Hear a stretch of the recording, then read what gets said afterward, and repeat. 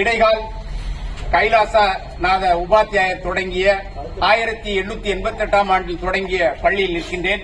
தமிழ்நாட்டில் 19ஆம் நூற்றாண்டிலே தொடங்கப்பட்ட இந்த பள்ளியில் இன்று சதுரங்க விளையாட்டுப் போட்டிகள் நடைபெற்றன.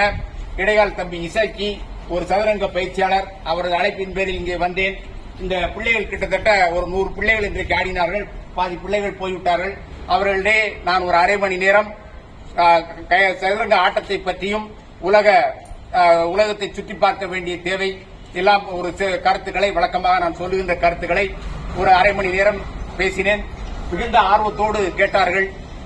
நிறைய பிள்ளைகள் பரிசுகள் பெற்றிருக்கின்றார்கள். அவர்களுக்கெல்லாம் பரிசுகள் வழங்கினேன். இந்த நாள் ஒரு இனிய நாளாக அமைந்தது. அதுவும் இந்த புகழ்பெற்ற இந்த பள்ளியில் வந்து நின்றது ஒரு மகிழ்ச்சி.